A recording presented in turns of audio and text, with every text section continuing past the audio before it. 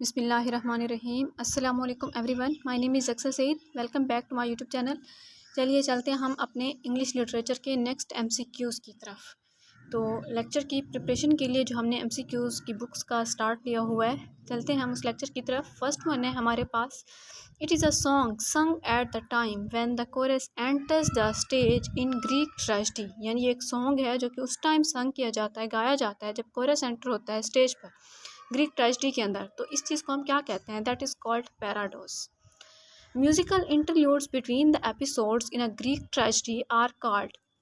Musical interludes जो होती हैं एपिसोड्स के दरमियान ग्रीक ट्रेजेडी में, उन्हें हम क्या कहते हैं? That is called embolima. Okay, next है हमारे पास, the final scene in Greek tragedy is called. Greek tragedy में जो फाइनल सीन होता है उसे हम क्या कहते हैं? That is called exodos. The term which is use for mistaken use of words, यानी एक ऐसी टर्म जो कि यूज़ की जाती है मिस्टेकन यूज़ ऑफ वर्ड्स के लिए, वो कहलाती है हमारे पास मेल अप्रोप्रिएशन। याद रखिएगा, एक ऐसी टर्म जो कि मिस्टेकन यूज़ ऑफ वर्ड्स के लिए इस्तेमाल की जाती है, that is called male appropriation. In which part of the play characters and the theme is introduced, यानी प्ले का वो कौन सा पार्ट होता है जिसमें कैरेक्टर्स और थीम इंट्रोड्यूस किए जाते हैं? That is called exposition.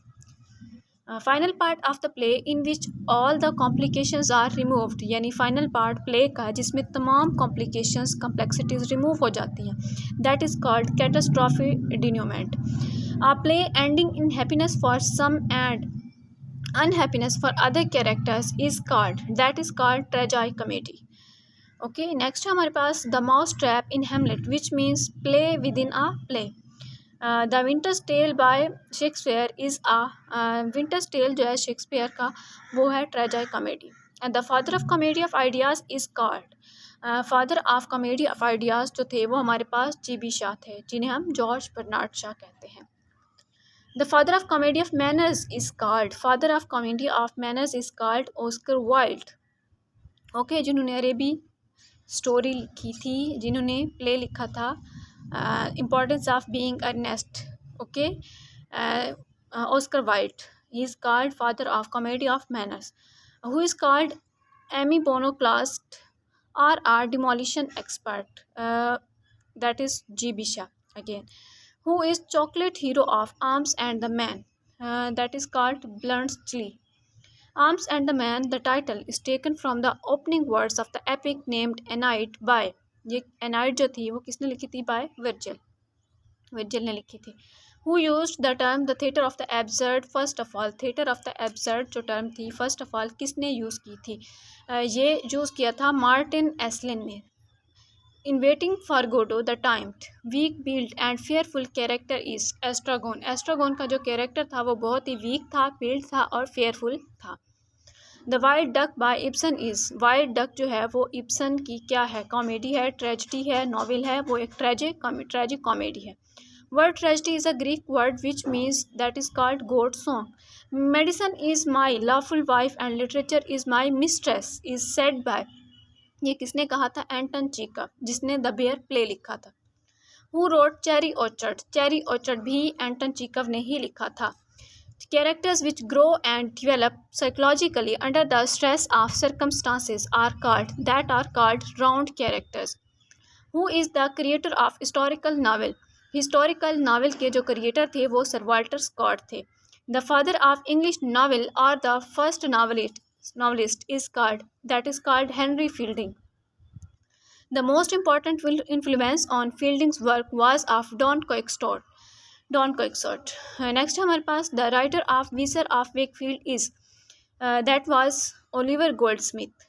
A short poem descriptive of rustic life is called, यानी एक ऐसी पोइम, शॉर्ट पोइम जो कि रस्टिक लाइफ की डिस्क्रिप्टिव हो, वो क्या कहलाती है? वो हमारे पास आइडियल कहलाती है। Choose the prominent writer of Gothic novels, Gothic novels का जो प्रोमिनेंट राइटर थे वो थे Mrs Ann Radcliffe. Who is called first modern novelist, first modern novelist जो थी वो जॉर्ज इलियट थी।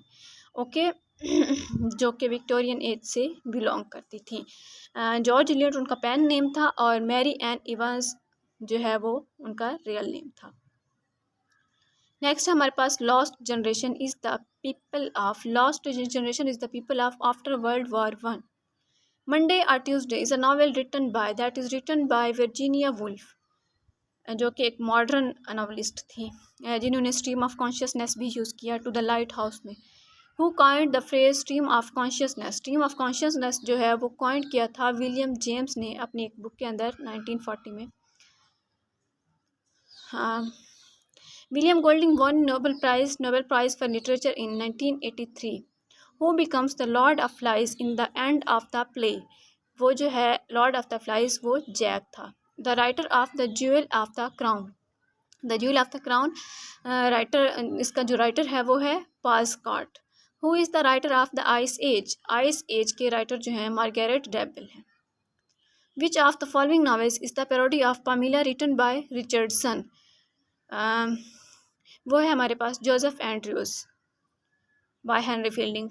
How many marriages take place in pride and prejudice? Pride and prejudice में 4 मैरिजेस हुई थी, एक जेन और बिंगले की, नेक्स्ट हमारे पास हुई थी डार्सी और एलिज़ाबेथ की, और फिर शार्लेट और कॉलिंस की हुई थी, और उसके बाद नेक्स्ट वो लीडिया और मिस्टर वेकहम की हुई थी। Which of the following novels serve as a treatise of French Revolution 1789? That is called A Tale of Two Cities by Charles Dickens. That was historical novel. Who is the Rousseau of Egdon in The Return of the Native? That was Wild Dave. What is the profession of Adam Bede? Adam Bede का क्या profession था? उसका profession था carpenter. Barchester Tower is the work of Anthony Trollope. Which of the following novels of D.H. Lawrence were banned because of frank treatment of sex? That was both The Rainbow and The Lady Chatterley. A novel dealing with a person's formative years of intellectual growth or spiritual education. What is a Bildungsroman? Bildungsroman जो है वो क्या है? That is a novel dealing with a person's formative years of intellectual growth or spiritual education. Okay, next हमारे पास last one things fall apart is written by. Things fall apart जो है वो एक पोस्ट कॉलोनियल नावल है, उसे लिखा था चिनुआ एचबी ने, अल्बर्ट चिनुअल मागो एचबी। सो आज का लेक्चर यहाँ तक, मिलते हैं नेक्स्ट वीडियो में, तब तक के लिए अल्लाह हाफिज़। अगर आपको वीडियो पसंद आई है तो लाइक कीजिए, चैनल को सब्सक्राइब कीजिए मज़ीद वीडियोज़ के लिए। Thanks for watching.